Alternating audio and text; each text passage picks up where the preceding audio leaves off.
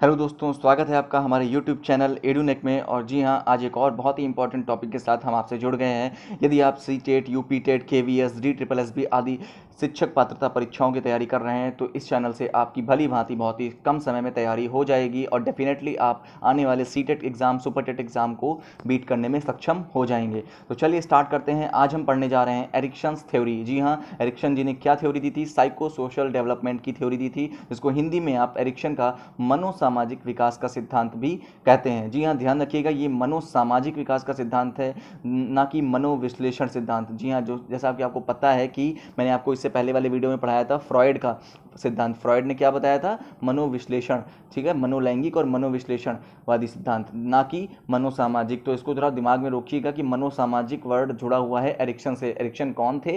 ये एक German American psychologist थे। कौन थे? जर्मन अमेरिकन साइकोलॉजिस्ट थे।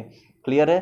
तो मुझे लगता है क्लियर हो गया होगा। आगे चलते हैं, आज हम इनके बारे में बात करेंगे। अगर आपको नहीं पता है एरिक्सन के बारे में तो इस वीडियो को डिटेल में देखिए, और अगर आपने अभी तक हमारे चैनल को सब्सक्राइब नहीं किया है और इस वीडियो को लाइक नहीं किया तो जल्दी से लाइक कर दीजिए और चैनल को सब्सक्राइब करना ना भूलिएगा, और साथ ही साथ घंटी की बटन को दबाना भी ना भूलिएगा, जिससे कि समय समय पर आपको हमारे वीडियोज़ की अपडेट और नोटिफिकेशन मिलती रहे। चलिए स्टार्ट करते हैं। तो सबसे पहले तो एरिक्सन का जो सिद्धांत है ये मनोसामाजिक विकास पर केंद्रित है।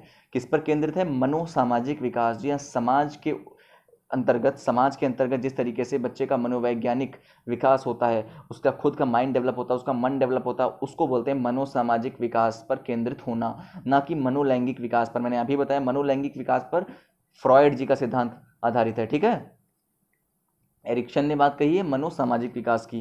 ठीक है, तो क्वेश्चन सीधा सीधा पूछा जाएगा मनोसामाजिक विकास किस साइकोलॉजिस्ट के द्वारा दिया गया, तो आप कहेंगे एरिक्सन के द्वारा दिया गया। फिर बात आती है, इनके अनुसार आपकी ज़िंदगी की निर्भरता के बिना कोई मतलब नहीं बनता। जी हाँ, इनका कहना था कि मनुष्य या बालक प्रत्येक प्रकार से किसी ना किसी चीज़ पर डिपेंडेंट होता ही होता है। ठीक है ना, अगर वो किसी चीज़ पर डिपेंड नहीं है तो उसका जीवन का कोई मतलब ही नहीं है। इन्होंने सीधा कह दिया था कि प्रत्येक व्यक्ति की ज़िंदगी किसी ना किसी चीज़ पर निर्भर यानी डिपेंड जरूर करती है।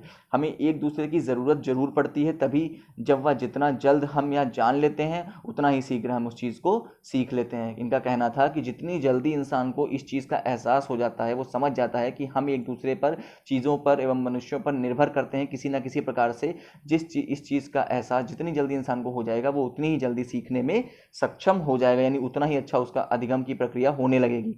क्लियर है ना? तो इस तरीके से इन्होंने थ्योरी दी थी साइको सोशल डेवलपमेंट की। ठीक है ना, मनोसामाजिक सिद्धांत। अब बात आती है कि इन्होंने क्या क्या बताया। तो सबसे पहले इन्होंने बताया stages of psycho social development, यानी मनोसामाजिक विकास की अवस्थाएं। जैसा कि आप देख रहे हैं, कितनी अवस्थाएं बताई इन्होंने? 8 अवस्थाएं, यानी 8 स्टेजेस। अब इन 8 स्टेजेस में इन्होंने सबसे ज़्यादा इंपॉर्टेंट किन चीज़ों को दी, मैं बता देता हूँ आपको। सबसे ज़्यादा इंपॉर्टेंट है आइडेंटिटी क्राइसिस। जी हाँ, पहचान के लिए जो उत्सुकता होती है, पहचान के प्रति जितनी भी बच्चे को विवेचनाएं होती हैं, उसकी खुद की परिकल्पनाएं होती हैं, उसकी खुद की पहचान का निर्माण करने के लिए इन्होंने उसको बहुत ही ज़्यादा इंपॉर्टेंस दी हुई है कि बच्चा अपनी पहचान के निर्माण में बहुत ज़्यादा योगदान देता है। उसे बहुत चिंता होती है अपनी पहचान का निर्माण करने की। ऐसा कौन कहता है? एरिक्सन इसीलिए जाने जाते हैं। किस चीज़ के लिए? Identity crisis. ये वर्ड इंग्लिश में भी सीधा सीधा लिख कर आता है, इसलिए इसको दिमाग में रोक लीजिए आईसी के शॉर्टकट से। देन बात आती है, फ्रॉयड से अलग हटकर एरिक्सन ने समाज के प्रभाव का संपूर्ण जीवन पर एक क्रम में वर्णन किया है। इन्होंने फ्रॉयड से अलग हटकर समाज के प्रभाव को दर्शाया है, संपूर्ण जीवन पर किस तरीके से समाज का प्रभाव पड़ता है, वो भी किस तरीके से? क्रमागत, क्रम में, अवस्थाओं के थ्रू। अभी मैं बताऊंगा आपको 8 अवस्थाएं कौन कौन सी हैं और क्या क्या बातें कही गई हैं उनमें, किस किस उम्र में। ठीक है ना? फिर एरिक्सन के अनुसार प्रत्येक अवस्था आने वाली अगली अवस्था को प्रभावित करती ही है। एरिक्सन ने कहा था कि प्रत्येक व्यक्ति की जो अवस्था चल रही होती है और उसके बाद जो आने वाली अगली अवस्था होती है वो उस अवस्था को प्रभावित जरूर करती है, उसकी वर्तमान अवस्था। ये एरिक्सन ने कहा था कि वो प्रभावित ना करे, ऐसा पॉसिबल ही नहीं है। ठीक है ना? अब बात आती है कौन कौन सी अवस्थाएं दी इन्होंने। तो सबसे पहले इन्होंने दी थी वाश, कौन कौन सी दी थी? विश्वास बनाम अविश्वास। ये थोड़ा सा मिसमैच हो गया है टाइपिंग में, तो इसको इग्नोर करिएगा। विश्वास बनाम अविश्वास की अवस्था। स्वशासन बनाम लज्जा की। ठीक है ना? उपकर्म बनाम दोष, यानी जो बच्चा कर्म करता है उसमें फिर दोष क्या निकलते हैं। ठीक है ना? परिश्रम बनाम हीन भावना, वो परिश्रम क्या करता है और उसके अंदर किसके प्रति हीन भावना है, किससे नफरत करता है, किससे घृणा करता है। ठीक है ना? पहचान बनाम पहचान का संकट, वो अपनी आइडेंटिटी कैसे डेवलप करता है और अपनी आइडेंटिटी के लिए क्या क्या उसको क्राइसिस का सामना करना पड़ता है। फिर घनिष्ठता बनाम पृथकता, वो किन चीज़ों से घनिष्ठता करता है, प्रेम करता है, और किन चीज़ों से अलग होना चाहता है। फिर आती है उत्पादनशीलता बनाम अवरोध, कि कैसे वो उत्पादनशीलता बढ़ाता है और अवरोध, उसके बीच में क्या क्या अवरोध आ रहे हैं। फिर आता है सत्यनिष्ठता। सत्यनिष्ठता मतलब कि वो सत्य, कितना सत्य के प्रति उसके अंदर निष्ठा है, यानी सत्यनिष्ठा बनाम निराशा। तो सत्यनिष्ठा और निराशा के बीच में आ जाता है, ठीक है ना। तो इन चीज़ों की ये 8 अवस्थाएं दी हैं एरिक्सन जी ने। अब इसको डिटेल में मैं आपको समझा देता हूँ। मैंने हिंदी में बता दिया, आप इसका स्क्रीनशॉट ले लीजिएगा। अब मैं यहाँ पे चर्चा इंग्लिश में करूँगा, ठीक है ना। तो देखते हैं।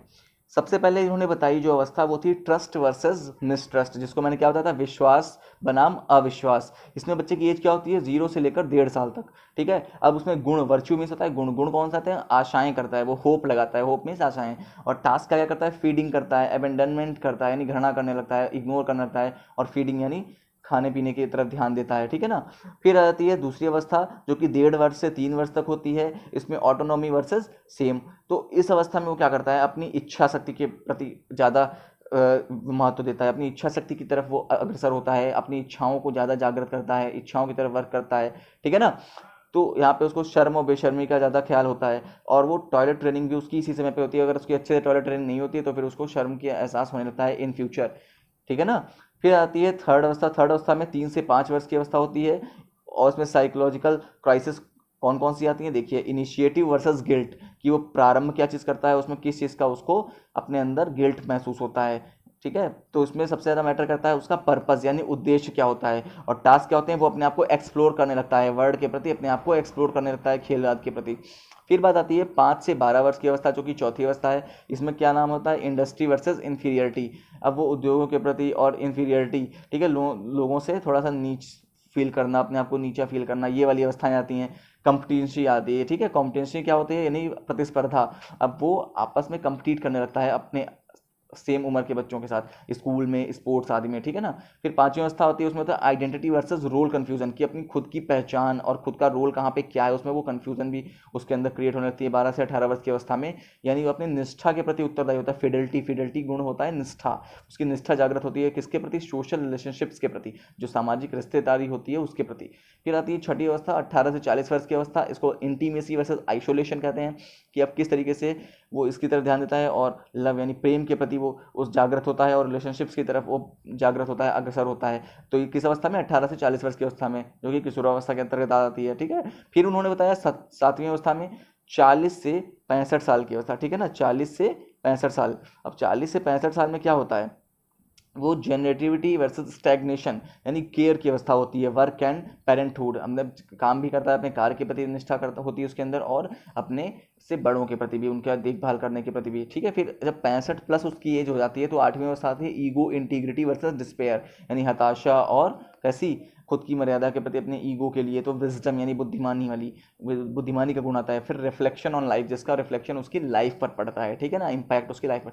ये ज़्यादा पूछी नहीं जाती डिटेल में, बस कभी कभी हो जाता है, तो आपसे उम्र पूछी जाती है किस अवस्था में कौन सी होती है, तो इसको डिटेल में समझ लीजिएगा, अपने दिमाग में रोक लीजिएगा, ठीक है। अगर ना आप इसको स्क्रीनशॉट भी ले सकते हैं, ठीक है। चलिए आगे बढ़ते हैं। फिर से उन्हीं अवस्थाओं की मैं बात करता हूँ थोड़ा डिटेल में। यहाँ इस फिगर में मैंने समझा दिया है अवस्थाओं को, जैसे आप समझ सकते हैं। यहाँ पे आप समझ रहे हैं early childhood, autonomy versus same and doubt की अवस्था है। आप देख रहे हैं यहाँ पे टॉयलेट ट्रेनिंग वगैरह होती है। इन्फेंसी, ट्रस्ट वर्सेस मिसट्रस्ट है, यहाँ पे फीडिंग वगैरह होती है, बॉटल बनी हुई है दूध की। फिर maturity, ego integrity versus despair, यहाँ पे आप देख रहे हैं बच्चे के अंदर ईगो का निर्माण होता है, ठीक है। फिर यहाँ पे देख रहे हैं मिडल एडल्टहुड। अब मिडल एडल्टहुड में होता है, जब मैंने बताया ना 18 से आगे 40 वर्ष की अवस्था में जनरेटिविटी आती है, स्टैग्नेशन आता है, लव प्रेम आदि की भावना।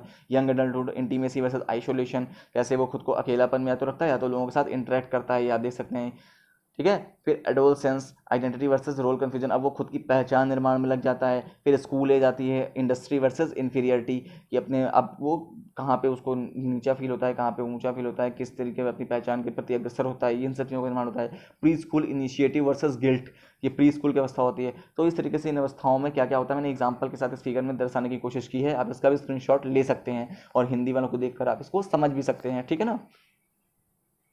तो इस तरीके से एरिक्शन के इससे इंपॉर्टेंट, इससे ज़्यादा बाहर का कुछ भी नहीं बताता है। इनके द्वारा क्वेश्चन बहुत ही कम पूछे जाते हैं, ज़्यादातर सीधे सीधे क्वेश्चन पूछे जाते हैं, बट मैंने इसलिए बता दिया कि कुछ भी छोड़ना सही नहीं है, इसलिए हर चीज़ को पढ़िए, वहीं अच्छा है आपके लिए। अगर आपको ये वीडियो पसंद आया हो तो उसको लाइक ज़रूर कीजिए, अगर अभी तक आपने इसको लाइक नहीं किया जल्दी से लाइक कर दीजिए, और चैनल को सब्सक्राइब करना ना भूलिएगा। अगर आप तक अपने इसको सब्सक्राइब नहीं किया है जल्दी से सब्सक्राइब कर लीजिए, और नोटिफिकेशन बेल को भी ऑन कर दीजिए, जिससे समय समय पर आपको हमारी वीडियोज़ की अपडेट मिलती रहे। हमारे साथ जुड़ने के लिए, हमारी वीडियो को देखने के लिए बहुत बहुत धन्यवाद। मिलते हैं अगले वीडियो में एक बहुत ही इंपॉर्टेंट टॉपिक के साथ, तब तक के लिए धन्यवाद।